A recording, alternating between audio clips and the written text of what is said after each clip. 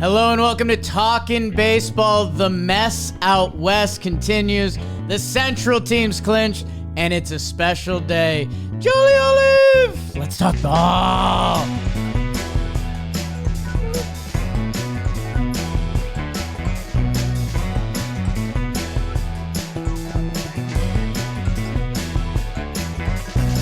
Hello and welcome to Talkin' Baseball, presented to you by SeatGeek, presenting sponsor of Talkin' Baseball. And it's the last week to maybe go see your team play. If you're me, BBD, or Jolly, it's the last week to see your team play until April of next year. But we could go to a spring training game. It'd be fun. SeatGeek's got everything, and you could go see the other better teams play this year. 70,000 events every day. Me and Jolly are concert guys. Maybe we'll go to concerts instead. We've got the hookup at SeatGeek. Download the app and use code TALKIN. $20 off your first purchase. Click the link in the description. Download the app. Code TALKIN. Go see another team play baseball than teams in New York. BBD, Jack Oliver. Some people know you as Jolly Olive on the interstate. How are you? I'm good. I'm glad you brought up SeatGeek, actually. Used it to buy some tickets for this weekend, going to see Hosier. Wow. This Saturday at MSG. So looking forward to that. Had a rainy weekend in, but I watched a lot of ball, and I'm excited to talk about it. Hosier, huh? Take me to church. It's not that raspy, man. Right on the night. I think I saw him at a small bowling alley in San Diego right when he was blowing up. That's his favorite spot. That's a weird Jake fact that I think is right, but could be awfully wrong. I'm going to be honest with the people. I'm excited to talk ball with you, Jolly. Huge. Done hearing Trev. So, the Twins pitching this year. Sick, dude. No, and They have a youth movement no one's talking about. I think if we're being honest, the past couple weeks of baseball get eaten up by football a little bit. Football kicks into gear, and the storylines have essentially stayed the same. The NL wild card, the AL West. We've seen some clinching, which leads to, some fun party pictures. Clayton Kershaw standing by his locker room, also being the man on Sunday Night Baseball last night. I flipped over. Did you? Red zone to that Dodgers-Giants game. It's a good game. It kind of was a good game. So I'm excited because those storylines actually gave us something to chew on, Jal. So with that, how are you doing? How are you feeling? Where are you at with baseball? I'm not ready for it to end, which is weird because in the past, I'll watch my Mets fizzle out in August and then be, okay, next year's the year. But the AL West has just been so much fun. The Orioles and Rays are kind of still going at it for the crown over there. The NL wildcard is an absolute mess. I don't even know how we're going to approach that because it's such a disaster. There's just a lot of good ball left to play. And, as we progress towards wildcard weekend, which was fun for the most part for me last year, aside from, we won't talk about it. The ear game? Remember that? Didn't we say we weren't going to talk about it? Or I'm really excited to see how things shape up because there's a lot of ways the ball could still turn. Yeah, I mean, out west... I won't fathom Houston not being in the playoffs until Houston is not being in the playoffs. And if Tampa does, I don't think Tampa's catching Baltimore, but we're still going to get something juicy in this last week. It was looking like the Padres were going to provide it, but the Cubs might have stomped that out. Let's talk about all that and more. And just a couple JM updates. You mentioned this time last year, Jolly, and you mentioned the ear game. We're going to be live streaming pretty much every night there's a playoff baseball game. Our Sam over here made a calendar. I said I'm in. I saw my name on 21 playoff streams. I actually counted. I think it's closer to 30. Okay. My October is dedicated to baseball. Come join us. Our live streams are a lot of fun. It's a nice little community to come watch the games. The chat's having fun. We're goofing. We're gaffing. And seeing some historic playoff moments. We also have some big events coming up. We're doing a watch party and some live ref guests with Jolly Olive October 7th. That's at the Taylor in New York City. We're going to be selling some tickets to that. We're figuring out the time because we don't know the times of the games yet. So if you're in the city, October 7th, and then I think we're going to do another watch party, live ref guest, and floorball viewing party October 19th, Thursday, October 19th at Downtown Social around 5 p.m. So it's the playoffs, people. That's what the past couple weeks haven't felt like I could tell the people that. Now I can. Right a week from now, we're going to know the matchups. We're going to be doing the wild card matchups. It's going to be who do you got lined up. I know Snakes fans were half excited for a rain out because it lined up Gallen and Kelly potentially better for a wild card series. So we're actually in that part of the season. Line up your rotation for some wild card games. Let's do I'll burn through the AL real quickly, and some of these series don't have meat on the bone, but God, the left coast, it's going to be a late week. So what does Dalton open up our sheet with? Orioles Guardians. They split 4, but actually the Orioles win the last 2 games, which is awfully important as they do try to fend off the Rays. They drop the first 2 to the Guard Dogs. Let's go. J-Ram. Ramon Laureano's there. You forget about that sometimes. But John, what do you means? He drops it on him. 7.1, 1 earnings. And then Gibby with a 7-inning start, too. Orioles split 4 with the Guardians. Although they got Cano in that game, that was kind of a fun watch. This is where I would have started. Rangers sweep the Seattle Mariners. Oh no, Mariners, what is you doing, baby? Evan Carter, I am him. He hits the homer. So does Seager in that first game. Jordan Montgomery, start getting excited for his playoff start. 7 innings, shut piece, and then in that final game, Mariners, basically cats against the wall. Let's do anything we can to win this game. Marcus Semien leadoff homer, 1 of 2 on the day. Tavares, Seager, Carter, Adolis Garcia, they all homered. 6 homers in that game. Texas forever, my friend. The Rangers back in the mix on top of the West. Toronto Blue Jays, their games are still pretty important, huh? As they let them figure it out on the West. They take 2 out of 3 from the Rays as they win the bread games. Bassett, Glasnow. God, those are 2 of my favorites to watch in that first game. Bassett outduels him, 6.2, 2 earned run. Welcome to the VAR show. He homers in that one. They can take any lefty juice they can. My guy Josh Lowe with the walk-off RBI single in that middle game. But Vladdy Jr., a game they needed him, 2 homers. They get a win on that final day. 2 out of 3 from the Rays, big. Angels, Twins, woof. Twins, they take 2 out of 3. They clinch the Central. They did it. I did it.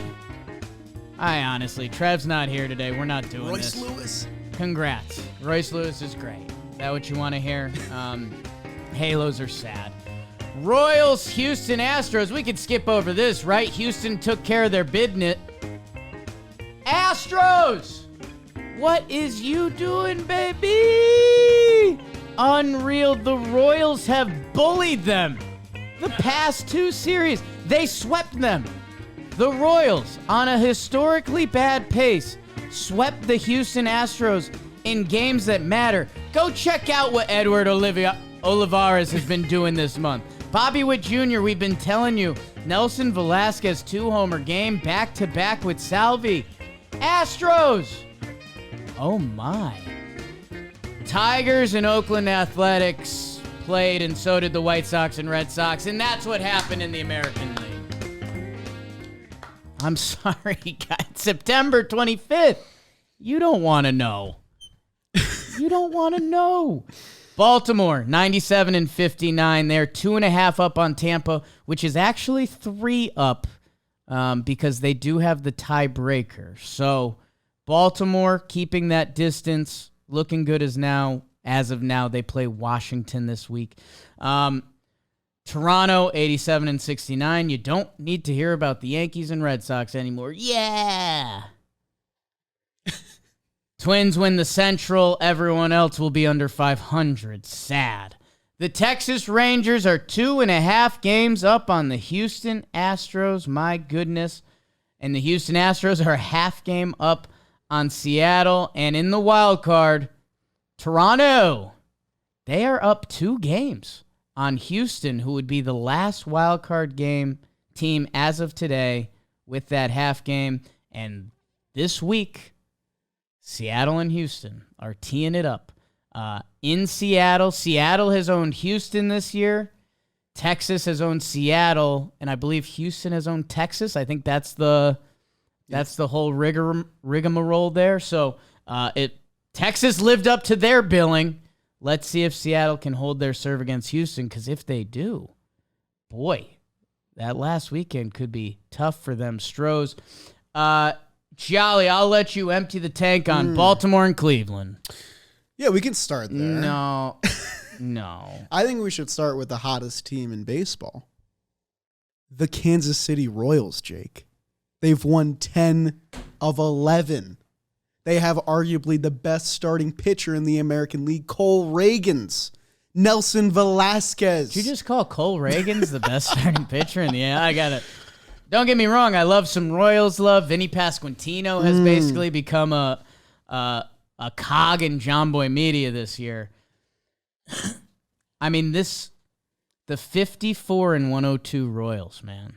They ran into a buzzsaw. And Houston Astros. If Houston did what they probably should and could do to the Kansas City Royals, we'd be talking about a 40-ish wins Royals team. Instead, I mean, they might have changed the American League postseason. I mean, the Royals directly saved the Mariners' season here, because if Houston even goes 4-3 in these 7 games or 6 games that they had, so 3-3, that changes to a 3-game lead over the Mariners for the final spot. We'd be saying the Mariners have to sweep this week. Yes, there's no other discussion. You have to go out there and win every single game. Now it's kind of in the air, and I mean, you don't really want to ever bet against Houston because of recent history and all that, but I mean, at this point, it's going to come down to the final series, and the Mariners have a good track record at this point. And if you're the Astros, like, how are you feeling after letting basically the worst team in baseball walk into your home park and beat you 3 times in a row?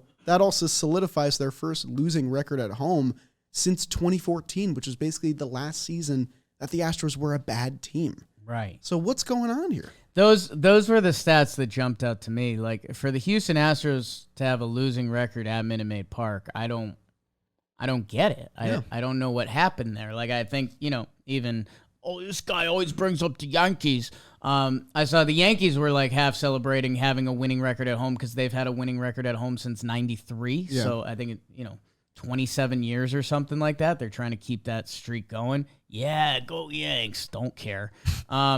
I can't believe this. I mean, what has happened to Houston at home this year, and what happened in this series? How can this... Is this pressure? It used to feel unfair to have to face Houston at their place. I mean, that's what I was going to say. This is one of the teams that you think of when you think of home field advantage, but their pitchers got battered around a little bit. Hunter Brown and Framber Valdez didn't really have good outings. And I mean, it's weird to think that with Houston going for 6 games on the road to close their season, first to Seattle, then to Arizona, so 2 playoff teams, that actually might be an advantage for them because they haven't been playing good ball in Houston. So, we talked about before with teams being able to set up rotations and looking towards that stuff. Houston's got to put their best foot forward right now to win as many games as they possibly can, because it's looking like, 88 wins might not even be enough to get it done in a really competitive American League. It's going to be a late week, huh? Because tonight, Justin Verlander versus Luis Castillo. Woo. Both teams with their seasons on the line. Christian Javier versus George Kirby. Shout out to my young Kings. Christian Javier was...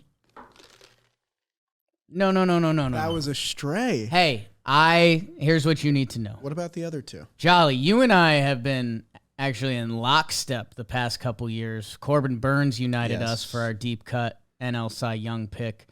The Sandy Train, which you drove the bus on last year. And Christian Javier on Wake and Jake, I did an episode of Top pitchers under 25, and I was looking for one more, and I was like, you know what, Javier, he's figured it out. Houston, right? Javier, it has not been his year, although I think his last start out was actually pretty solid. But George Kirby, a young pitcher under 25 and under as well, has been awesome this year. And then Framber and Bryce Miller, as Miller, he's been figuring some things out again. I think he had a tough stretch there. This is playoff baseball, right? I mean, it has to be. I mean, you mentioned the starting pitchers before. Whenever you think of a good Houston team, you think it starts with the aces they have at the top. We know the Verlander and the Greinke and Garrett Cole at one point. When you look at the rotation this year, it's foreign completely. Javier, 4.64 ERA. Hunter Brown's above 5. They got a couple guys at 3.8. That's just not the excellence you expect out of the Astros rotation. Whereas if you turn the page over to who they're going to be facing in the Mariners, that's been a huge piece of basically their entire lifeblood this season. Castillo, Gilbert, and Kirby has been a formula throughout the entire season. And if you're looking at a wild card series where if the Mariners get in, they face your Minnesota Twins, that's going to be a really fun matchup because the Twins have their own trio at the top.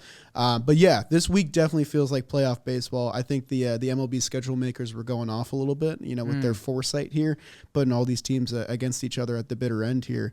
But this could decide it, man. This next series coming up at not called Safeco Field anymore. What is it called now? T-Mobile Park. I hate T-Mobile that. Safeco Field. I think it's just Safeco. But yeah. I don't even want to jump ahead. Seattle and Houston team it up. Like I said, Seattle's been dominant against Houston, and this is in Seattle. But both of these teams are back against the wall because if this goes haywire one way or the other, you're giving the leg up. Like the Mariners fans don't listen to this. Even if they take care of Houston, they then have 4 with Texas again waiting for them. Yeah. Texas has been their daddy this year, old school Pedro style. Like, I guess you can't go there yet. Take care of Houston. Take at least 2 out of 3. Houston is floundering. They've lost 9 of 12. Yeah. And I guess if you're Seattle, I'm always worried about the big brother effect in sports. If it's game 1 and Yordan has a 2-homer game, or it's a close game and they bleed one late, if you're Seattle, the dark thoughts start creeping in because Houston's a half game up. If they win tonight, that turns into 1.5. Yeah.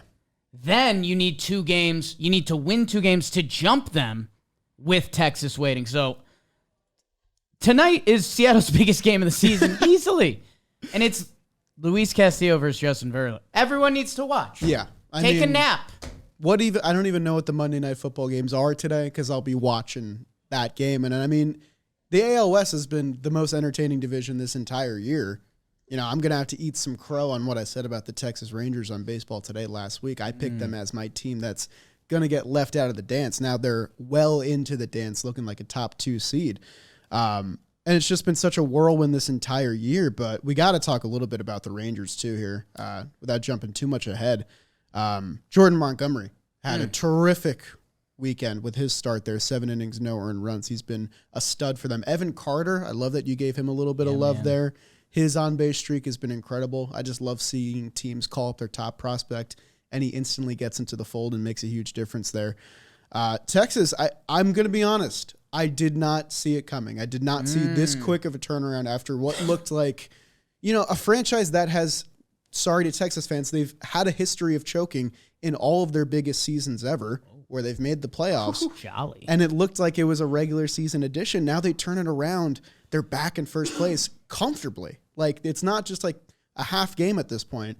It was a convincing sweep. There was a close 1-run game in there, but Texas is looking really good, man, and now they're sizing themselves up to get a bye in the first round. If you told me that a week ago, I wouldn't have believed you.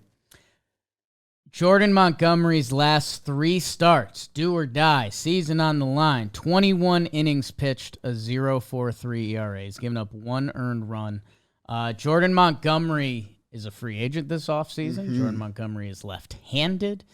Jordan Montgomery has some very good years of baseball under his belt. He's going to get a nice little payday coming up. he also has some postseason experience that, the Texas Rangers, the argument against them is the argument for them. You like that wordplay, like Jolly? That a lot. The scariest thing in the world is their bullpen. In the world. Yeah. On the planet. Yeah. But, and me and Beebs have been on this a little bit, we can spin that. We can fix that. Relief pitching is the most volatile position. You have one or two people click back there, or if you have a starting pitcher go to the pen and give you a little extra help there. We've seen it with the Nats. We've seen it with a lot of other teams. That can change your whole formula, because the second scariest thing on earth, death. Third, that Rangers lineup, dude. Man. Like, we forget when they were ones across the board and everything. There was a time when Seager was out. Seager's churning. Now Evan Carter, how's your 9-hole? With this kid just being an absolute problem down there. He's 21 years old. And like I've done this on a couple different episodes here, there, and everywhere. Technically, Zeke Duran on the bench right now. Robbie Grossman, Jankowski hit second for them for a little bit this year. That. Love it. Mets legend. The Texas Rangers are here. They have a 2.5 game lead. They're at the Angels, where handle your business there, because don't make those Seattle games matter. I know you guys have done your job against them and you have no fear, but don't make those games matter for you, because it is at Seattle, and I just wouldn't want to deal with that. Jake. Yes. Can I add some fuel to the fire real quick? Please. If you recall, last year, a team with a notoriously bad bullpen for years went to the World Series. It was the Philadelphia Phillies, who ranked as a bottom 7 team in reliever ERA last year.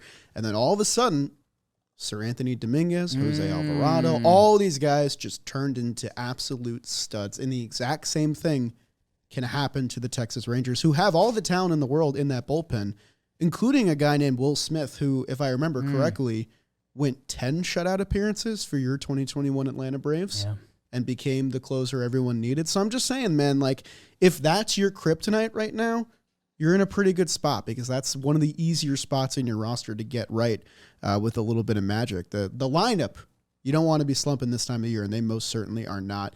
So I'm very, very eager to see how things finish out in the AL West.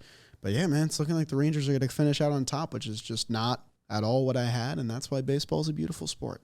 Winners of 5 in a row after, God, they were the team we're talking about collapsing, and what's dead may never die.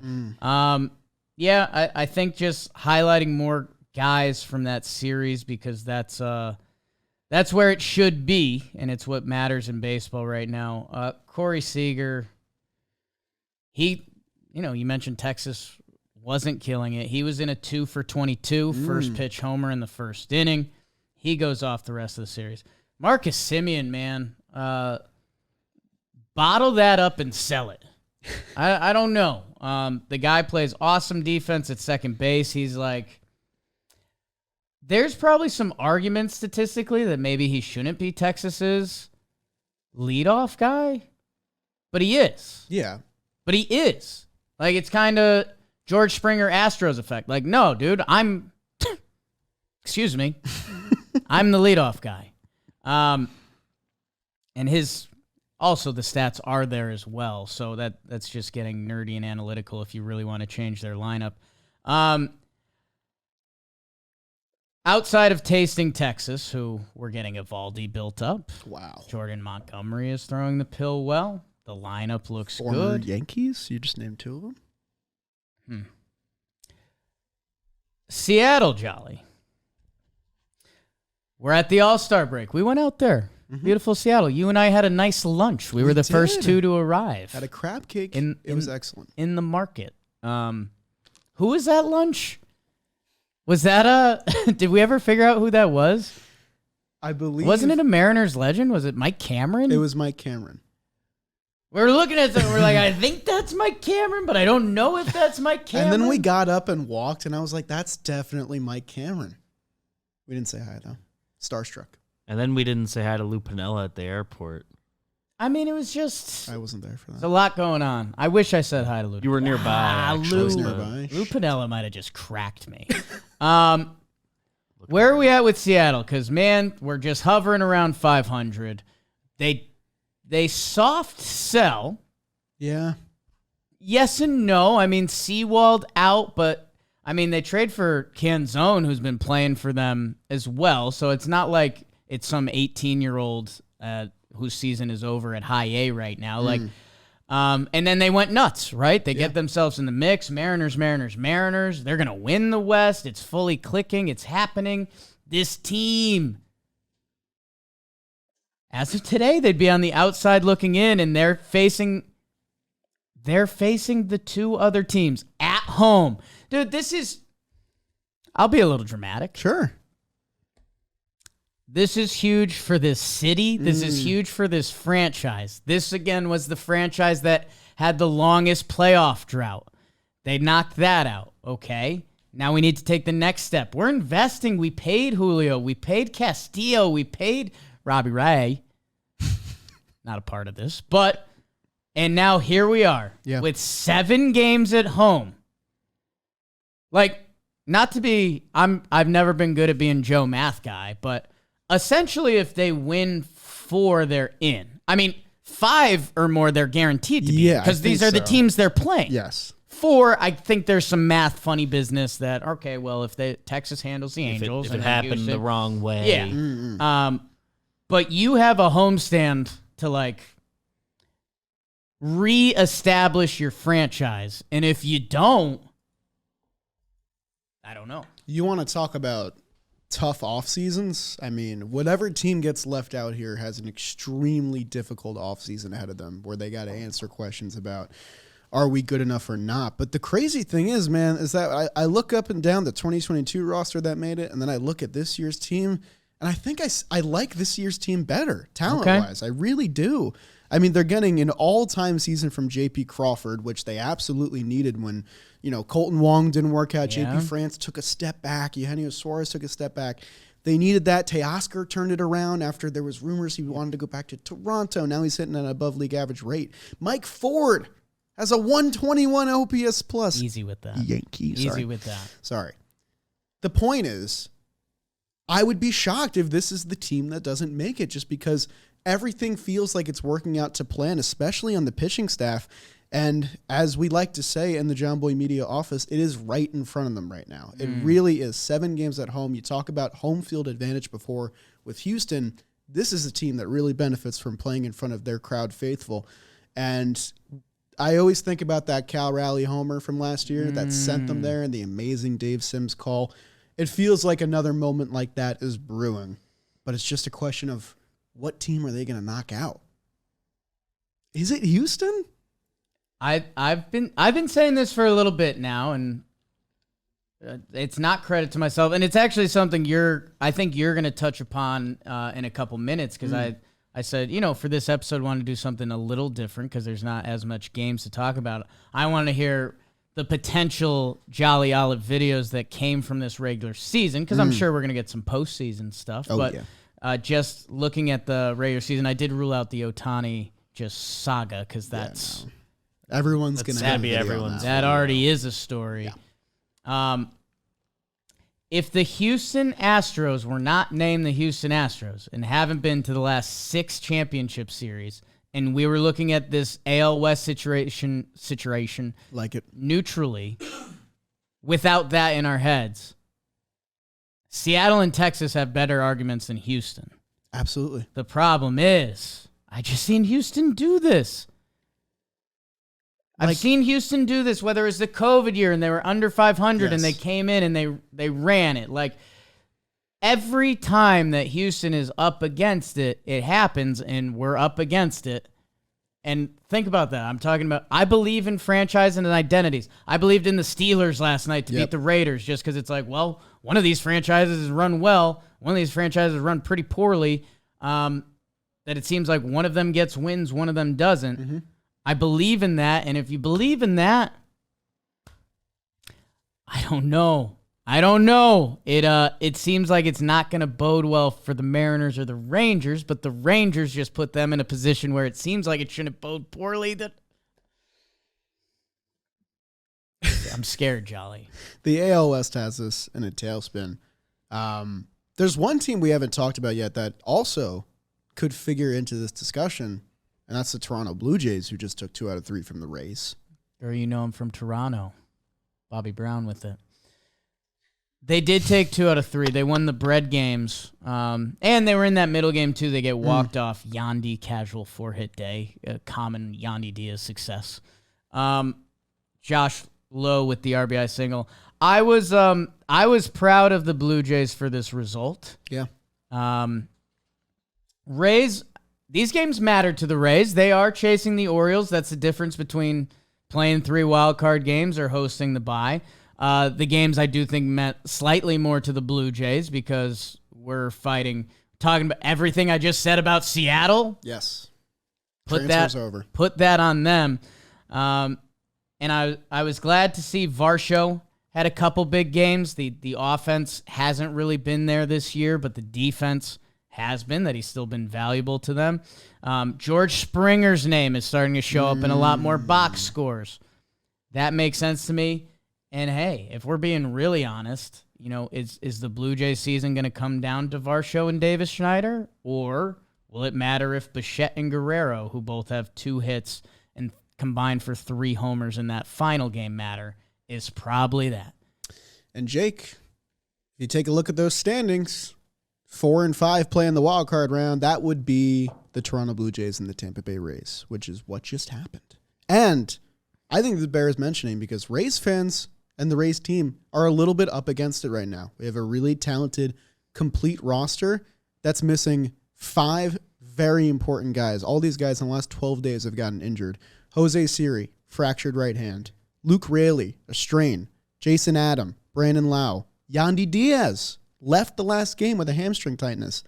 So, that matters, man. Yeah. In a 3-game set, you need every weapon you can possibly have, and you just had a little bit of a tester, and you lost. So, Rays fans have to be thinking about that. I know the games aren't as important to them because their spot is pretty much solidified. They'll be playing at the Trop. They have all those advantages, but Toronto's riding a hot hand right now. Their guys are starting to come up. Vladdy is starting to come back to life a little bit. Davis Schneider, that weird over 30 stretch where I still feel like he was hitting the ball kind of well, which is strange. It's going to be really interesting, man. The AL wild card feels so much more firm and competitive and more of a gauntlet right now, whereas the NL wild card, we'll get to that in a little bit. That's just survival. Messy. That's just messy. Waiting for the Coast Guard to grab your body. Something to watch for in the coming weeks. You mentioned Tampa's banged up. Their off day. Boston for 2. Okay. Off day. At Toronto for 3. So if the standings hold, oh my God, and they play another 3 versus, let's say they get matched up with Toronto, go back to Tampa, it would be, okay, math guy. 9 games of 11? 9 of their last 11. All against all against the Blue Jays, and that would end up in Tampa with both their teams' season on the line. Pretty crazy. 6 sport. It is a 6 sport. And man, I know Junior Caminero, might hear more about him later, gets called up. But yeah, I know the Rays going Rays, and sometimes that ends up being a lazy statement. Right now, second half of their lineup, Aranda, Caminero, Walls, and Pinto on a given night. Household names. God, they are. Know who snuck on their roster? Tell me. Jolly special. Raimel Tapia. Raimel, my man. He always finds a way. He is inevitable. How does he always find a way? That's when I knew I loved my job, that a video about Raimel Tapia could get 200,000 views. It's a beautiful sport. It's a beautiful sport. It's a beautiful sport. I don't know. Anything else you want to close up in the American League? Congrats to the Twins. I do believe in your guys' pitching. Win a playoff game. But Just win and one. we've been dancing around this, Jolly. you mentioned those potential playoff matchups. If you currently have the 6th seed being Houston or Seattle, they're playing the Twins. I wasn't going to say it because it felt mean. And this is a really if good Twins team. If Houston heads back to Minnesota, it's over. Count me out. I would bet the house. Count me out. I would bet the house. But I like the Twins roster a lot and their rotation. You know what I bet on? Tell me. Tommy John. Wearing them. You're wearing them right now. I'm wearing them right now. Of course. I've made them my go-to. I made an adult decision. I said I am a Tommy John man now. So I loaded up. I made 2 separate orders because I did a sampler pack. I was like, I had the one pair I liked. They were my go-to pair, but I was like, what else does Tommy John have? There's a few different models out there. There's a few. So I got the different models, tested them out, and then I punched it. I like the Sport 360. Ooh. Yeah, sporty guy. Fall means leaves should be dropping, not that tired waistband on your old underwear. Protect your tree trunk with underwear so amazingly comfy, it becomes a tourist attraction. That's Tommy John. And right now, get 20% off your first order at TommyJohn.com/talkin. Save 20%, TommyJohn.com/talkin. See the site for details. Click the link. You're going to be happy you did. It's an adult move. It's an adult move. Get the holes out of there. God. I've seen some bad underwear in my day. I mean, it's got to be yours, right? It's not somebody else's underwear. Let's do the National League. Mostly yours. And in the National League, the Dodgers, I think they took a little pleasure in probably ending the San Francisco Giants season.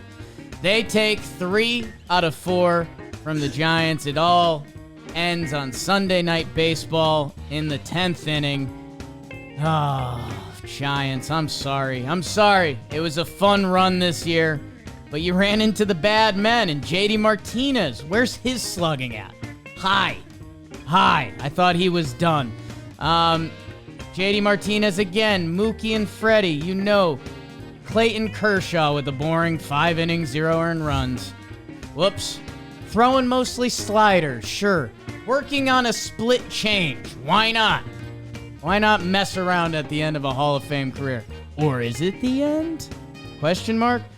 Game the Giants won. Sean Manaea dropped it on the table. Happy for him. And my guy Tyro homered. Giants, it's been a bit of a death march. I'm sorry it had to end like that. Braves take 3 out of 4 from the Nationals in games that do not matter. Although Charlie Morton banged up. We think that matters. Max Fried banged up. We think that matters. So that's kind of those could be a couple things we circle in a few weeks. Braves National Series. What happened? Any Nationals I can highlight? Jackson Rutledge, 5 innings, 1 earned. Young Jacob Young, 2 for 2. Jake Alu. Okay, now we're just making names up. I'm kidding, Jake Alu. You know I stan you. That came off weird. Jolly, Phillies swept the Mets. You got to see one of these games. I did. Live in the Illadelph. 10 innings. What a game. Phillies sweep. They are in the dance. They are going to be your best NL wildcard team, and they are kind of positioned to do what they want to do when they want to do it. God, Nick Castellanos. How about a bounce-back year from him? Real Muto getting hot before the playoffs. We like that. This team's ready for the playoffs. Maybe. Brewers, they face the Marlins. Brewers blow them out 16-1. They clinch going to the playoffs. And then they lose the next 2. Something about partying in Miami. Trevor Plouffe has been on that. They win that second game 5-4. Jake, how's your burger? And then they win the last game. Games that mean a lot to the Marlins. John Birdie 2-homer game. What? Xavier Edwards is up getting hits. Okay. I see you, Marlins. They're a game out of the dance right now. Pirates take 2 out of 3 from the Reds. Reds! Don't give up on me, Cincinnati. It's not Bengals season yet. It's Red season. And that comeback in the second game, 9-0. They lose 13-12. That kind of felt like a season ender. But in this NL wildcard, it's never over as they showed some fortitude to win that last game 4-2. TJ Friedl, what a year. Rockies, Cubs sweep the Rockies. Thank God for Cubbies fans. They were starting to get a little panicked with the Padres are closer in the mirror than you think. They sweep them. Jamison Tyone, 6 innings, shut piece. Seiya Suzuki, foolish and Jolly's guy, probably. They think similarly. Wisdom, Yan Gomes, Cubs, they sweep the Rockies. Rockies do their tradition of making the rookies go get coffee. That was nice. Nolan Jones is like, I've got a strong arm. Don't make me do that. And the Cardinals and the Padres. Padres, they take 2 out of 3. They lose their winning streak in that middle game. Why? Because they don't win in extra innings. 0 for 12 in extra innings this year in a season that goes down in infamy, I guess. Manny Machado with a 4-hit, 2-homer day. Matt Waldron gave them an effort. Watch that ball dance. Juan Soto's been going absolutely nut job. That's what happened in the National League. Nice burn. Oh, Padres, what could have been? But it won't. In the National League, the Braves have won.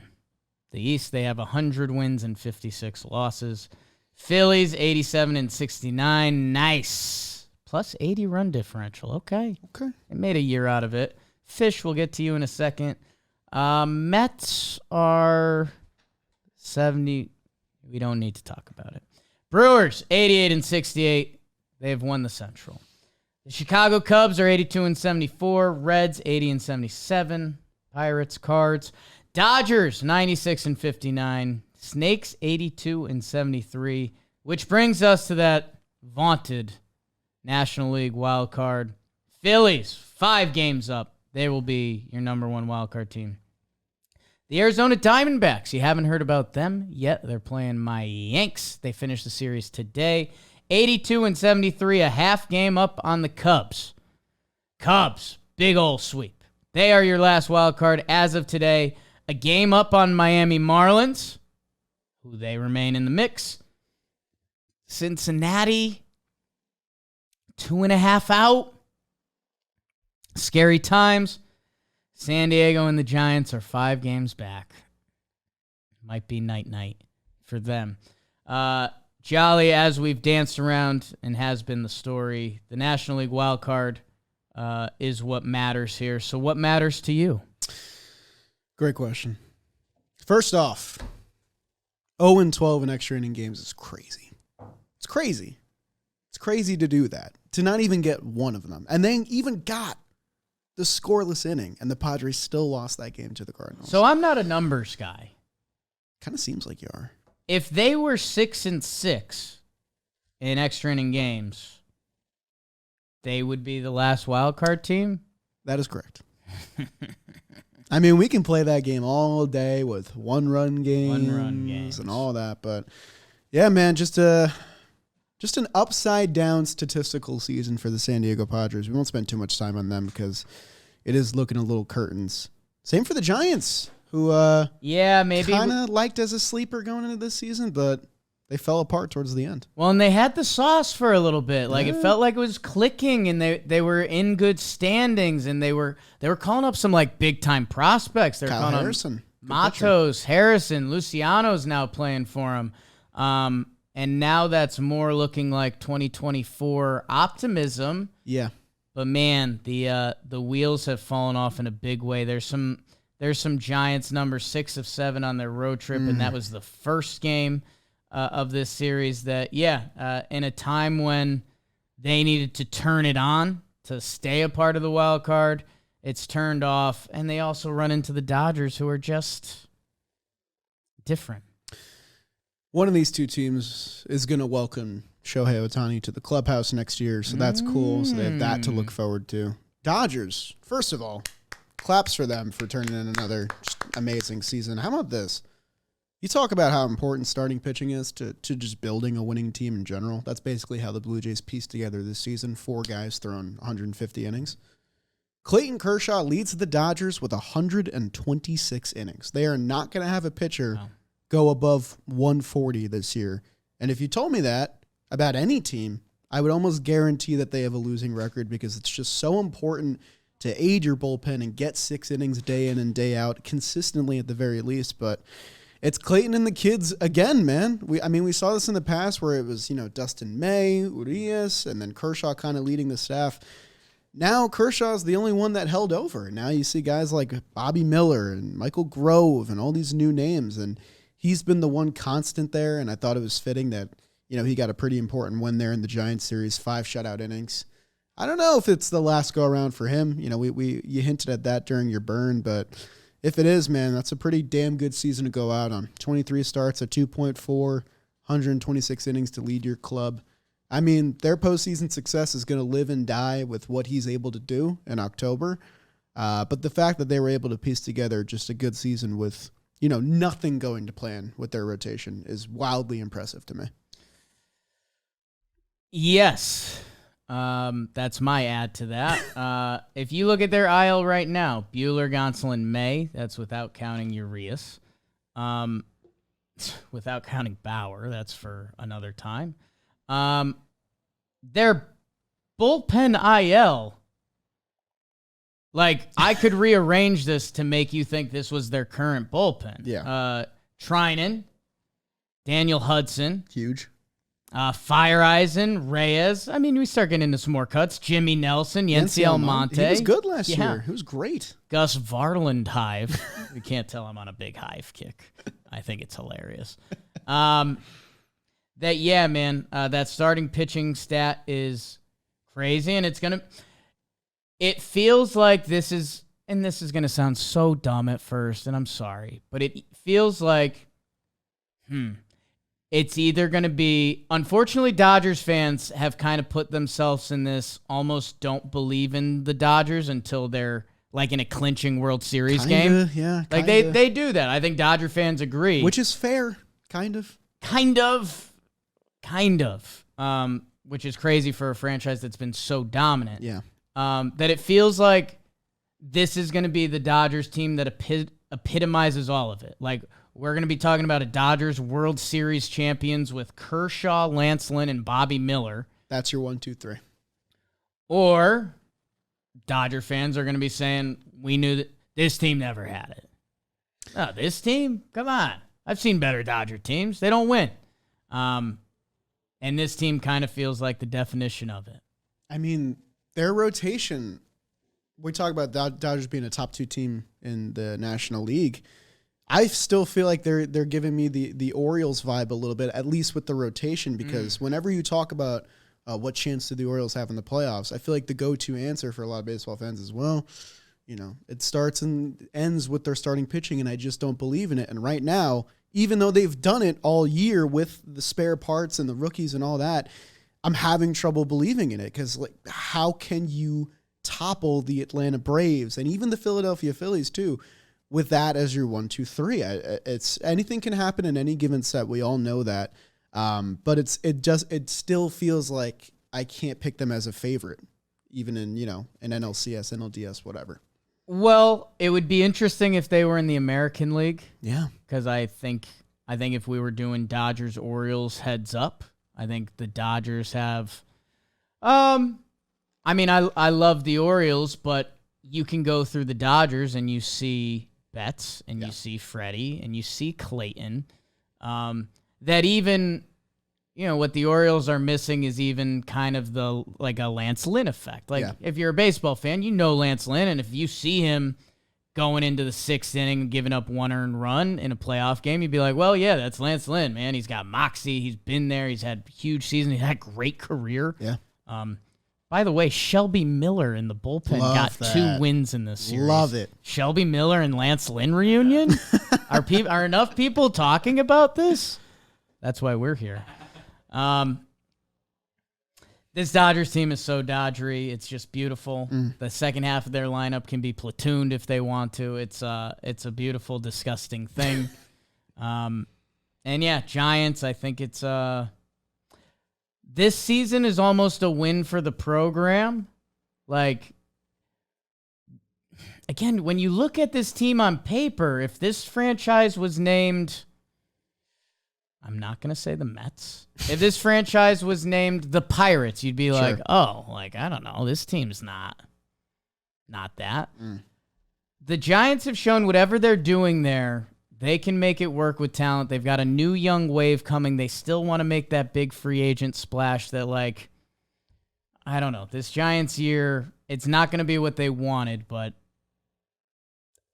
you can believe in the Giants as an organization.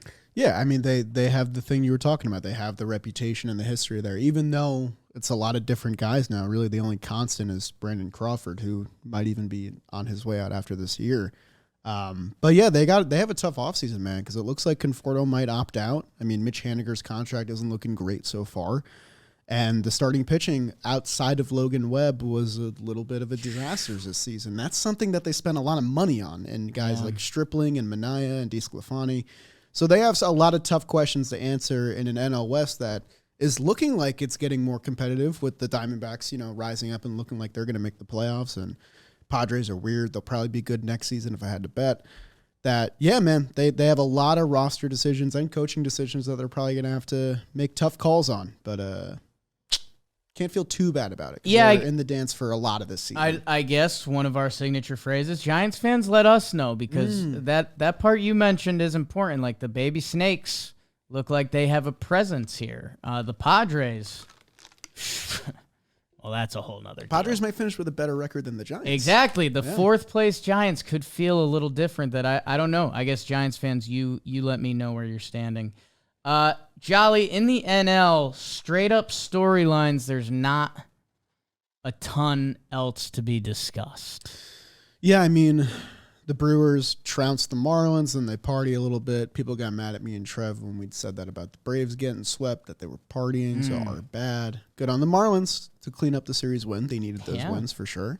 Marlins home field advantage? But now they go away and play the Mets and Pirates, so keep your eye out for that, because the Pirates might have just ended the Reds season with, what was it, a 9-run comeback? Yeah, I think it was 9-0. Jeez. Game finishes 13-12. And yeah, I mean, that if that game flips, they'd be 1.5 back. I mean, you can't rule anything out, unfortunately, because Cincinnati's going to play Cleveland. Although Cleveland's been getting their spoiler on a little bit, and then they're at Detroit. Or excuse me, Cleveland's at Detroit, so don't watch that series. Cincinnati is at Cleveland and then at St. Louis. So, like, the NL wild card will come down to Sunday. It will. The NL wild card will come down to Sunday. And I guess, Jolly, right now it's Philadelphia, Arizona, and Chicago. Do you think those are the right teams? Heavy question. It's never nice to be a hater. Let that be a life lesson to you all. The Reds, to me, looked like they were a little bit ahead of their time. I feel like 2024 is going to be a big year for them. But, when you have a roster full of rookies, it's tough to guide them through 162 and a playoff berth. And the 3 teams that are in the spots right now feel like the right teams. I'm still a little surprised by the Cubs season, but they take advantage of kind of that vacant spot left by, my Mets and the Padres not fulfilling the bill. The Marlins still really interest me, though. I mean, they're doing it without Sandy now, which is scary. And that lineup is always brought into question. They've lost some big games and won some big games. I'm really interested to see them come down to Citi Field for this next series, because I tweeted this last week, but, 15 years ago, they spoiled my Mets at the end. And now there's a chance to reverse the fate. But we'll see if the Marlins, fall victim to that. I still feel like they have the juice to jump the Cubs, but I really wish any of these teams were playing each other. It would make this a lot more interesting. But there's so many tiebreakers and hypotheticals and all these random teams that aren't in it anymore playing them that it's a mess. It's a sloppy mess. I'm interested to see, well, obviously how it sorts out, but Milwaukee and Philly, they're going to be hosting in these wild cards. Both both feel like brutal places to walk into for different reasons. Yeah. To have to go up against the Brewers pitching for a 3-game set feels nightmarish. To have to walk into Philadelphia after what they did last year with their lineup feels nightmarish. It becomes a fun exercise of like, okay, do you want to see strength versus strength? Like Miami versus Philly this year. I think Miami's done decent against Philly this year. I'd have to double check. Better than recent years for sure. But, it essentially turns into what we love. Like, okay, pitching versus hitting. I understand this. Arizona versus Milwaukee turns into a little bit of like high-end talent versus depth a little bit. Like, if it's Gallen and Kelly and Carroll, Ketel Marte, like, I don't know. I'm interested to see where those matchups line up. Who's better, Philly or Milwaukee? What were you saying about that? Well, I wanted to touch on Milwaukee for just a second because you know how we talked about Toronto and Tampa Bay playing a bunch of times and could be playing in the playoffs as well. Milwaukee closes the season hosting the Cubs at Miller Park. I'm not going to call it whatever it's called now. It's Miller Park. Wow. Right after that, as it stands, they would play the Cubs in 3 games at Miller Park. So you're looking at like a 6-game set in a row for the Cubs on the road in Milwaukee, a park that they have historically beaten the Brewers at a lot, which is kind of a vaunting matchup for them. So I'm really curious to see how that kicks out. But if you're asking me right now what team I would take, I think I like the Brewers over the Phillies, and I know that's Mets bias, whatever. You can label it as that. But if you haven't, recently, go look at the Brewers rotation right now because it's not an outlandish statement to say that Corbin Burns is like their 3rd best pitcher and he's having a really good year. They're that deep in the rotation and they've gotten a little bit of offensive firepower. It's still the kind of Brewers formula where if they scratch out 5 runs, then they're guaranteed to win, but how are you going to get there? But now you have William Contreras in the fold. Christian Yelich looks like he's back after slumping a little bit through August. If they can get a couple guys hot, Rowdy, Willie, a lot of things can happen. Didn't hear you shout out Josh Donaldson. He's been good. He's been pretty good. I like that pickup. It's not bad. I would have to double check Brewers teams of yesteryear. I think this is my favorite Brewers team going into a playoffs. It's pretty good. I think the lineup is deeper than normal Brewers years. I think they do the other Brewers stuff you like. They pitch, they play defense. Where Peralta's at right now is sicko mode. Yeah. And Woody having a great September. Abner Uribe is a guy that reeks of playoff stardom. Oh my God. Go, me and Foolish Bailey just did a Breakout Playoff Stars Wake and Jake episode. Go check that out. Abner Uribe. Okay. I mean, just in general, is this the best bullpen in the National League? Because it kind of looks like it is. I'd have to go through it a little more. Devin Williams on the back end. He can obviously dance with anyone. What Piamps has been this year is crazy. I guess for me, I just don't know, like someone like Andrew Chafin, who I don't think with the Brewers he's been as good as they've wanted. Like, I don't know where Brewers fans are currently at with him. Like, is Andrew Chafin going to get a lefty in the 5th inning?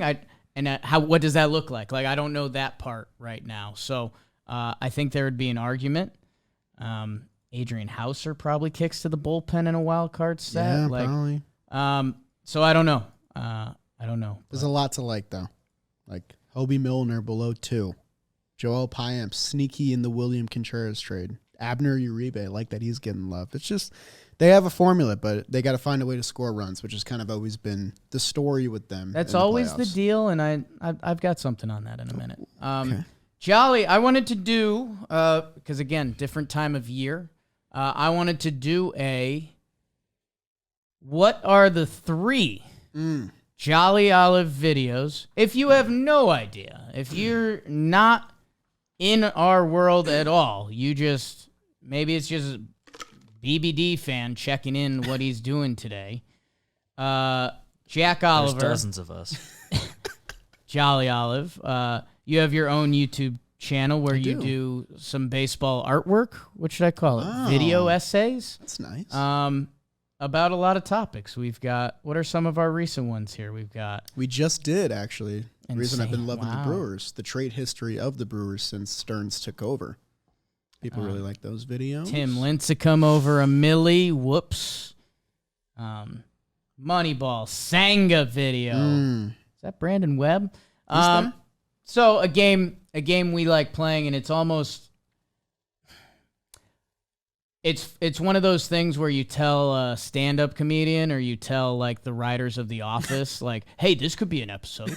For me, it's one of my games I like to play with Jolly is, what's next? And so if we were looking back at the 2023 season, a year or two removed, and you were like, all right, I'm going to make a 2023 video. I wanted to get what 3 regular season topics jumped out for you. And I did want to rule out Shohei because that's just a technical foul. I want to kick it off by saying one of my favorite texts I get from Jake is when it's no words and it's just a link to somebody's baseball reference page and there's no context because I think that's great. Don't need it. I got to kick it off. I mean, we already talked about it for a half hour, but I think I'm going to cheat a little bit. Sure. The Shohei answer is included in this, but the entire American League West from this year, I was talking to Beebs before the show, it kind of feels like every month a different team has been the story of that division. Yeah. It starts with the A's disaster in April, and then that 6-game win streak, and the crowd coming in for the sell the team chant that was so coordinated and so awe-inspiring. Seems like we're a couple weeks away from the Vegas announcement, so kind of poetic at this point. For 'em. Then Texas is running the table in April and May. They look like the American League favorite. The Angels, they catch fire in June, and then they go for it at the deadline, and it implodes in their face, which is difficult. Seattle catches fire in August. It looks like they're going to run away with it. Now Texas back in the fold, and the biggest thing of all is that it's never really felt like Houston's division, which is always the case in the American League West, at least for the past 6 or 7 years. That I feel like this is the most compelling that this division has been in like a decade's time. Easily the best storylines of baseball this year, in my opinion.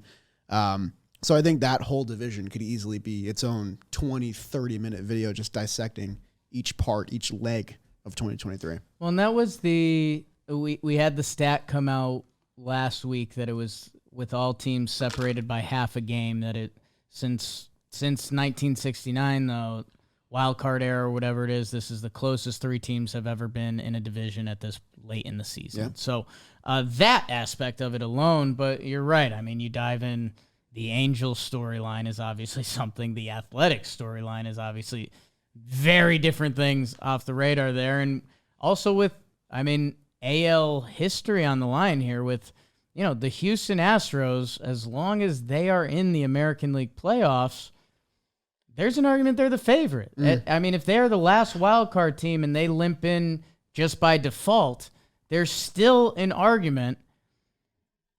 I love the Orioles. They haven't been here. And if you believe in sports, you believe in the value of that somewhat. The Twins haven't won a playoff game since 05? 04, I want to say. 04 sounds right. Jeez. So then, whatever other West team is in, whether that's Texas, who this team is yet to be there and is horrifying in some ways and exciting in others, Seattle, a Houston team that's been the big brother in that division the whole time to both of those teams. And then, okay, so if the other team's Toronto, we haven't seen them have a true form of playoff success that you can make the Houston argument really easy, and it has just been wild out there. Sell the team night. That part of the episode in 30 years, people will be like, what? That happened? Was that sanctioned? What is this? So, yeah, a little on the nose, but a little...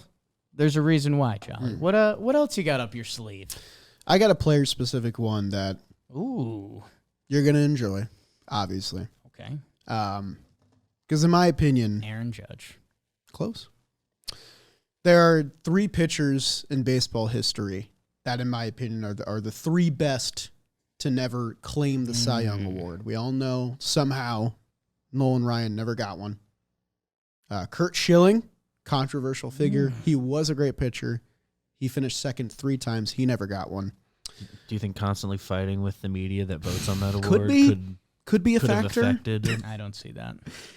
One of them is leaving the club this year, I think, definitively, and it's Garrett Cole. Garrett Cole, I think, is finally going to win his first Cy Young. If you ask a casual baseball fan who knows of Garrett Cole, they probably would have said that he would have won one by now. And I think it's a little bit shocking that he hasn't, especially that 2019 year where it probably should have been his, led in strikeouts, led in ERA. I digress. The whole odyssey of his career of coming up just a little bit short, in the Cy Young races, in the playoffs, all that jazz, I think that makes for a pretty compelling story. And it's weird and also kind of fitting that it happens in a little bit of a lost season where he kind of rises to the occasion and, becomes the silver lining of what's been a really disappointing year for the Yankees. He's fit the billing, man. I mean, a lot of people scoffed at that contract, that amount of money, signing him that early, right when the season ended. He's lived up to it, man. He's gone through the sticky stuff scandal, all the things surrounding that, a couple bad playoff starts, and he finally gets his Cy Young at age 32. There could be more on the way. Who knows? But that, I think, would be a pretty interesting topic, too. Yes. There's obviously some fun to be had in there, but one of the Yankees' worst seasons in 30 years or so. Cole's been awesome. I thought this is very extreme, so I'm hesitant to even say the words, but I thought there was going to be a slight A-Rod effect of just not being able to fully love him, right? Like he was a part of Houston. Of course, yeah. His personality is pretty unique, or at least it was. And remember, after the World Series, he wasn't in the Astros hat. He was in the agent hat, and then that's very villain. Everyone was like, "What the hell is this?" I was like, changed what? hats so quick. I just thought I'd never be able to fully open my heart to Garrett Cole. He's become a team leader. He's very funny, trying to be and not trying to be. He's intense. He loves baseball, and we've seen a maturation process, which makes sense. Like he's 33 now, so I think everyone, when you go from 29 to 33, there's another step there, and for him to not have a Cy Young. He is a person, he actually appreciates baseball history and stuff, that if he went out without one, it would have eaten him alive. So I'm happy for him. You should be too. I know you from the outside, I've given this speech, you see Yankee Garrett Cole, you see Houston Astro Garrett Cole, and you're probably not in love with that guy. You kind of should be. He's an electric dude. Well put. Thank you. Your final video. Yeah, I got one more here. I bounced around a couple different topics. I think if you're a baseball fan and you enjoy baseball content on YouTube, you're going to find a 2023 Mets video. You're going to find a Padres video, a Cardinals video, all that jazz. I think we were in line to get a Rangers video as well, whatever collapse was happening there. It's not anymore. And I think a really compelling topic is how Chris Young, their GM, won that 2021 offseason where he went fully in $500 million. Bring me Corey Seager and Marcus Semien. Listen, if you look at Corey Seager's baseball reference, there's a lot of great numbers. There's also not a lot of high game totals, especially in some of those later Dodger years. If you go to Marcus Semien's baseball reference page, a lot of those early years where he's figuring out things in Oakland, where he had the time to work on himself, those numbers really don't jump off the page. So when you look at those two contracts, you probably think, oh, these guys both cashed in on contract years. This might not age that well. And so far, these dudes have been on the field, apart from a brief Corey Seager IL stint this year, and they've been producing. And they've been the lifeblood of this team's offense and the leaders that this team very clearly needed when they spent 5-6 years kind of in the cellar, just in ambiguous territory in the AL West. It was exactly what this team needed. They've infused the young talent around them, and they've produced a winning product. Obviously the rotation is a whole nother side to the story. But for me, it really begins and ends with having that dynamic, strong middle infield duo that can really guide that potent lineup. And it's paying dividends for them so far. Who knows how it ages in 5 or so years, but when you talk about the most expensive contracts in baseball, a lot of them look like the Anthony Rendon contract or the Max Scherzer contract, which haven't really aged that well. So far, the high AAV long-term deals for both Semien and Seager have aged beautifully and have gotten the Rangers to the place where they need to be, leading the American League West. The Texas side of this, it's tortured Trevor all year because he's like, wait, like I like all these guys on Texas. Why didn't I like this team more? And crazy to think Scherzer might be out for the playoffs. Yeah. Although, knowing Max, I think we're going to hear his name again. I don't know what that means, but If they get far enough. Jacob deGrom is a part of this roster. Yeah. I always laugh when also their aisle pops up. Oda Rizzi's on there, and it's like, oh, he's had a really nice major league career. The Semien Seager part of that is so true. Marcus Semien, after 2021, so that's White Sox, people forget. Wow. Get your grid on. Oakland, and then he has that massive year with Toronto. Yes. Massive. Third in the MVP. It's his 1-year tester deal. He bets on himself. We love that, right? That's what it's all about. His career up until that point, if you wanted to look at it that way, 256, 324, a 768 OPS. And this is through age 30. And also, the one standout year before 2021 is 2019, which Juicy. is the juiced ball year. So you Juicy. have to factor that in. So with all of that, and Father Time is undefeated, that Semien contract was going to be, there was risk there. Yes. But it's the opposite risk of Seager. Marcus Semien plays every game. Mm-hmm. In the past 5 years, this is going to be 4 of 5. The outlier is 2020, where they played 53 of 60 games, that he is going to lead the league in games played. Crazy. Marcus Semien's going to be out there. And everything I've heard about him as a person, he's the guy you want out there, and he's a leader, and he puts in the work, and he's accountable. And so almost a chunk of that contract was to that part of Marcus Semien, while also hoping he got the Gold Glover at second base, which should have transferred and did, while getting some sort of offensive output. Corey, those early years, get you can wash get wash the out. big ones and It's cool that he had the time and the place in Oakland to work on himself. Work with Ron Washington, who we all know now as like a fielding guru. That's the reason he was able to turn that whole side of his career around. Yeah. That side and major league reps offensively can't be replicated either. That he got all of that. Seager is the opposite side of the boat. I think when he's right, he has an argument for best all-around hitter in baseball. Mm-hmm. I put myself out there probably too far when I said Corey Seager Hall of Famer, ? But it depends where you currently believe Corey Seager is, because he's 29, 32.2 career WAR, a 7-WAR season. In a normal year, he would be MVP. Yeah, I mean, if you in don't have the Shohei 112 factor, games currently. give me 20 more games and no Shohei, and he's probably the American League MVP. no Shohei. Yeah. He, before signing his contract in the past 1, 2, 3, 4 seasons leading up, he only had 1 of 100 games. If this guy's past 2 seasons had injuries, he would be in the same bucket as Byron Buxton. Yeah. Except more expensive. I know that's rude, but it's true. It'd be a fact. It's not. And those guys, and Chris Young, the player who is also smart And tall. and very tall, but height doesn't matter. Matters a little bit. No. I don't think this group of guys needs to be hung up on. Girls I've run into, they don't care about that. Okay, well, we'll get ready for it. Thank you for that, Jolly Olive, and thank you to Scott's. Woo! Have you heard of Scott's Lawn Stream? Scott's is live streaming at Backyard 24/7. Yeah, you heard that right. And they've got all sorts of fun stuff going out there. Goat yoga. There was an alien landing.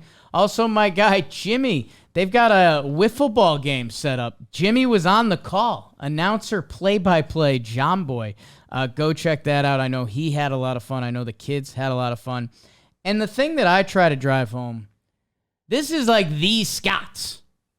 Like, we're talking lawn stuff, and I tell you Scott's. You're like, wait, like Scott's? Yes. It's a logo, They are them. They are him of lawn care. And right now, you can get 20% off on 2 or more Scott's products at scotts.com when you use code JOHNBOY. There's a link in the description. Go follow their Instagram. Love that. Scott's Insta, that's where you got to be. And Scott's is very involved in our Blitzball Blitz coming up this Sunday. First game. Remind me? Baggage versus Hook Line, a.k.a. me versus Jolly. We still have tickets available for that. It's at Billy's in the Bronx. I know Scott's is going to be all over it. It's going to be a really fun day. If you can make it out Sunday, October 1st, we still got tickets available. It's going to be a scene. That's all I can say. Playing game for us. Play-in game. We so did. bad. There was a regular season game that Hook Line did win. Some people are talking about that. Go watch the highlights. Playoffs. Let's do our standout performances. Standout performances. They were brought to you by Scott's. Why not? Sweet. Jolly, who's someone you want to highlight? Oh, good question, Jake. I shouldn't highlight a guy that I want to talk about later, so I won't do that. I'll give Chris Bassett a little bit of love. I love Bassett. I love Chris Bassett. Wish he was still a New York Met because all the guy does is eat innings up. But he's also a great pitcher while he's at it. He's at 192 and a third on the year, which is fourth in MLB just this past weekend. Through 6 2/3, 2 earned runs, no walks, 8 punchies against your Tampa Bay Rays to get a W there.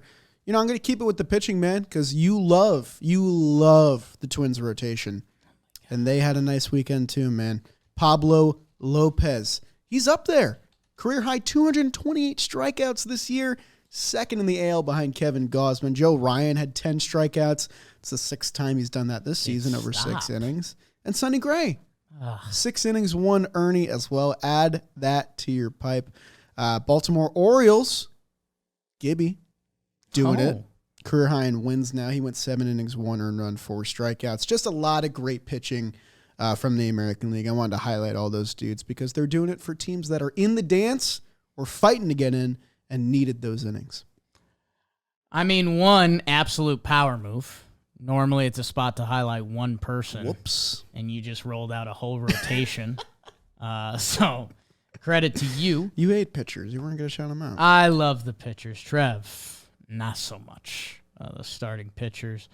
No, that's a Twins. I think you guys know at this point I'm joking. And I will be rooting for you guys. Like, come on, Minnesota. You have the pitching. Just win one. You have the pitching.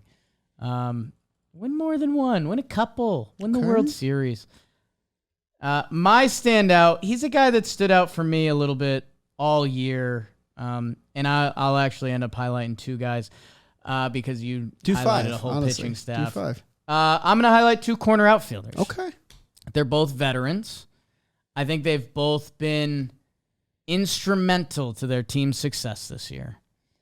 Christian Yelich, 3 for 4, 2-homer game to clinch in Miami. Led the boys to the start of a good night. Against his former team.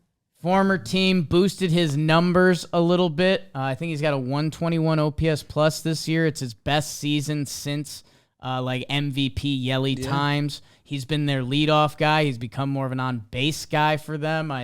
I like that for him and them. And the other guy that I was in between these 2, but I figured, if Jolly's going to roll it, I might as well roll it. Nick Castellanos. I know, we get a lot of Nick Castellanos because he's an awesome personality, and whether it's the Little League game or, Sunday Night Baseball, you're going to get some Nicky C. We talk about the risk of contracts. Yeah. His first year in Philly, 263, a 694 OPS. Woof. That was the start of it. Yeah. That was the start of it. He has bounced back this year. He's played 153 games, so he's been out there.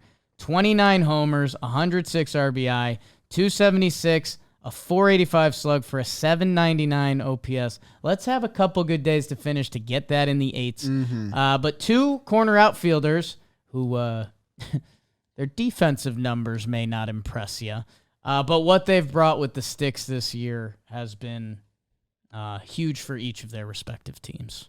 So no Aaron Judge 3-homer game. No. Shocked. No, he's fantastic, but there's going to be a lot of Yankees to talk this offseason. It's not his fault it didn't matter. Did you hear his quote? That was interesting. That was an interesting little quote, huh? Little tidbit. I've got some thoughts. I'd listen to All him. right. You'll be here a while. Cool, man. Why don't you come in the room? I got some He's ideas. got a different hitting philosophy. We know that. Yeah. Just make him coach. Enough Cole's about pitching them. coaches worked. Enough about them. Mm. You know what? Babes, I love you. I think I'm going to steal in Fuego because I'm kind of jealous that Trev has snagged it. Dirt nasties on Fuego. That means I'm on fire, baby. Like wake up. Like, in Fuego's such a lit segment. And the fact that Trev has sneaky just cornered it. It's just his. TJ Friedel. How's your series? 6 for 8. 3 homers. His end of year numbers are going to be, I don't want to say in rare air, but for corner outfielders How's your season? and center field sometimes, he's been awesome. John Birdie rocking everywhere. 3 homers himself. Didn't know Birdie had that. Matched his career high of homers in 2019 when he also hit 6 homers. So a 3-homer anything for John Birdie's a lot of out of control. Yelly's on there, and that's obvious. We just talked about him. 1 week, and Dalton really dug up the guys you wanted to hear about. You listen to Talking Baseball, and you say, hey, fellas, tell me about Jared Triolo's 11 for 19 week. I'll say, okay. 11 for 19. That's in Fuego, man. With 6 walks. Yeah, Jared Triolo. All right. Get him on the TPP next year. Evan Carter, we've talked about him a lot. 7 for 19. He owns and extended his club record for reaching base safely in a 14th straight start with a plate appearance to begin his MLB career. Nolan Jones. Go Rocks, go. I saw some Guardians fuzzy tweets about There's a lot of them. wanting him back. 8 for 17, 2 homers, 4 stolen bases, 8 stolen bases in September. Shaq meme. I wasn't familiar with your game. Go check out his outfield throwing numbers. Cannon. 2 weeks. This is the list you want to be on, people. Shut up, Trev. Christian Encarnacion Strand, CES. 11 for 28, 5 homers, 10 RBI, a 1.38. Jordan Montgomery, we've talked about him a lot. I gave you these exact same stats because that's the kind of guy I am. 21 innings pitched, 1 earned run in his last 3. And then, this is where it's just different, people. I don't know how to lay it out for you any better, but this is Talking Baseball. Kansas City relief pitcher James MacArthur.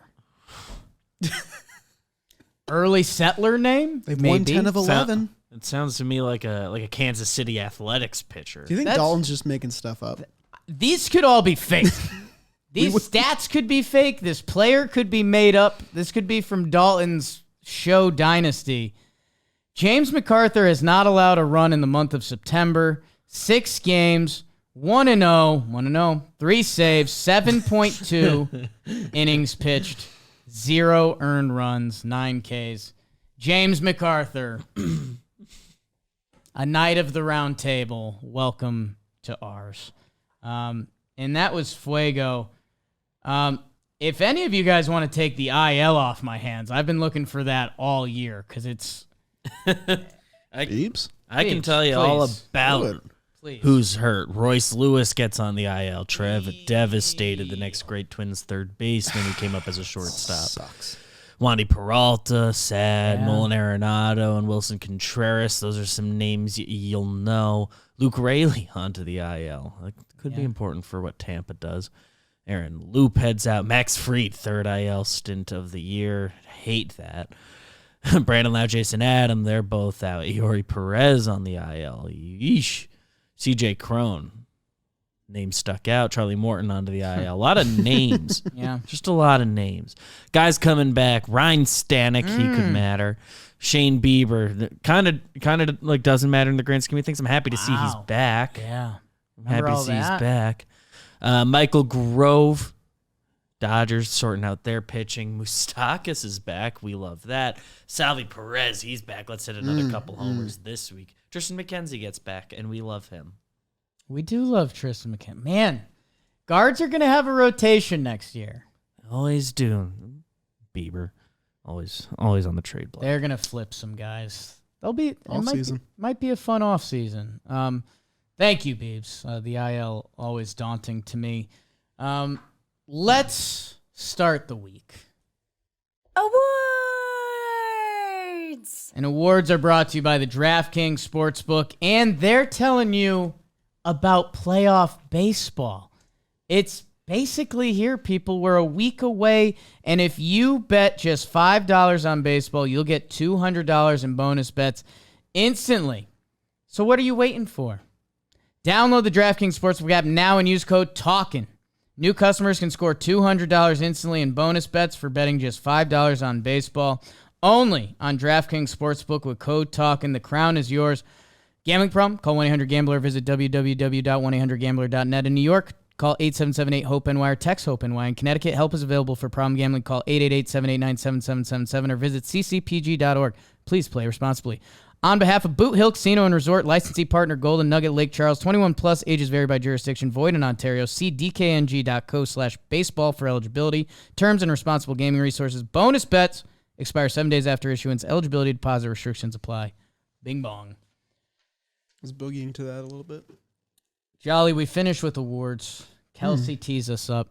You made it sound like you had something prepped. I got something. I'm calling it the Birdland Batman Award, which is a little on the nose. Okay. Feels nosy. You guys remember last time I was here, I picked an Oriole for my award, and I'm doing it again Good. without shame because this guy deserves it. One of the better storylines in baseball right now as we wind down to the finish are guys coming back at the tail end to help out their teams. We've seen a bunch of pitchers battle injury this year and come back and make a huge difference. And one guy who I had, fan faith in, but didn't really expect to move the needle this season for his team was John Means. He was the hero that city deserved, and they had him throw a no-hitter in Seattle. It was a special moment for a lot of years of just bad Orioles baseball. It was a highlight that they could hold on to and look towards the future and say, hey, this could be the guy. This could be the number one going forward. And then 2 starts into a promising 2022 season, he's out for the year. And we miss him for most of this year as well until very recently. He comes back for the month of September.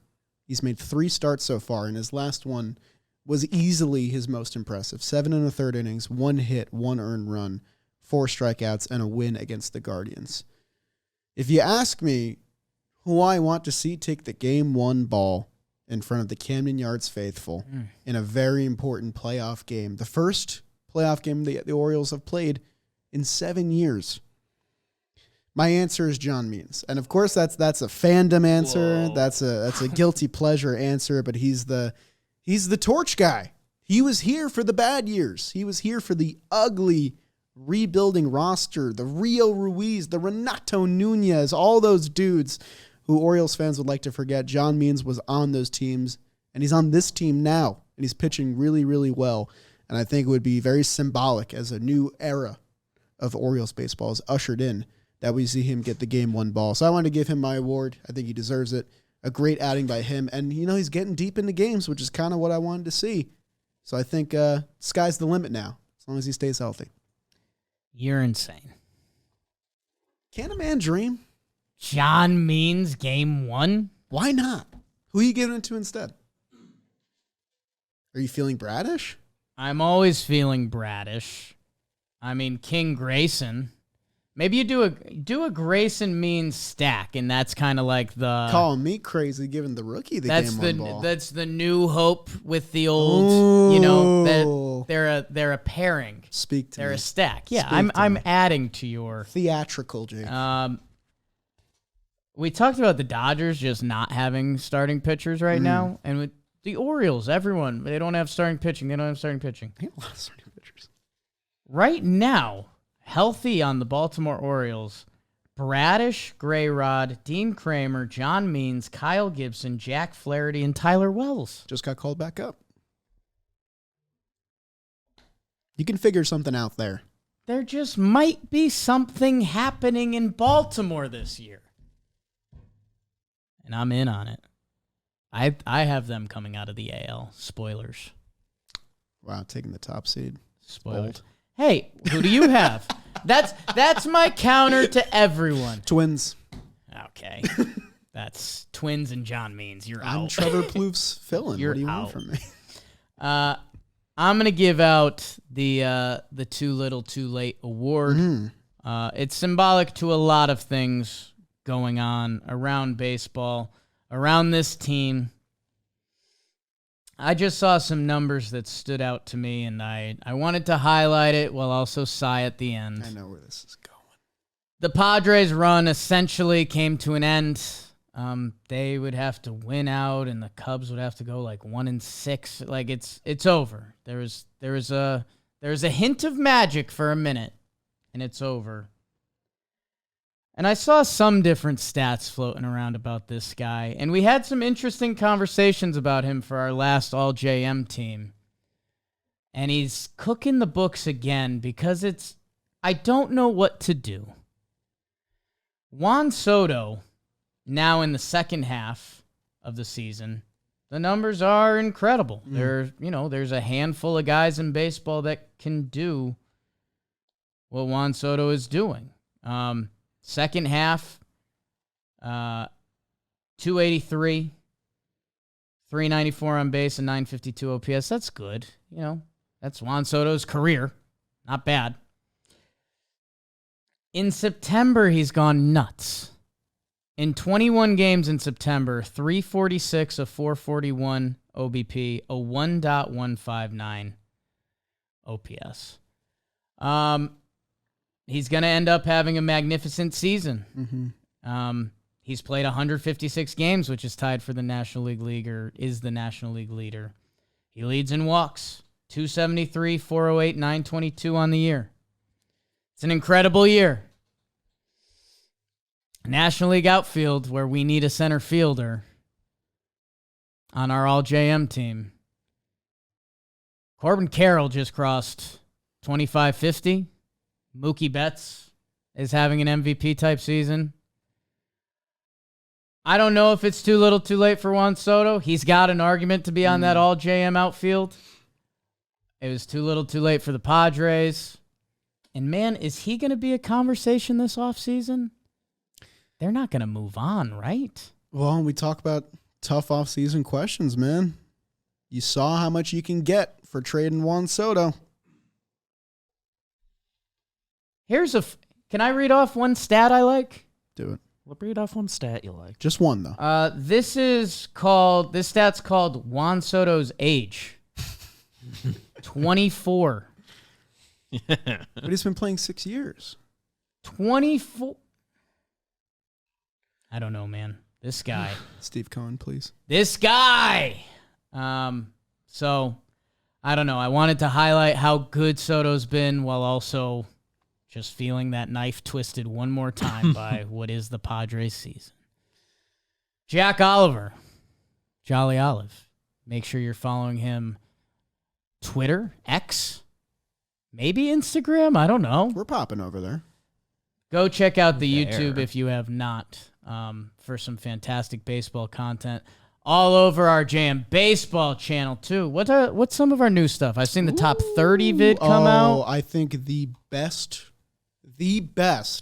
JM Baseball trivia video that I've ever hosted is coming out this week. It is Jake, Joe's, and Jimmy on a couch trying to name every franchise leader's home run, and it is so funny. I cannot wait for everyone to see it. It's a form of torture for Joe's, So makes it good. but it's good content. That's all I'll say. Does sound like a good watch. Jake sucks. Trev, John, Wednesday. Trev's back from his family camping trip. John Boy's getting prepared to beat hook, line, sinkers this Sunday. 3 walk-offs in a row. Is Canobio lost at the plate? I need help. People are talking.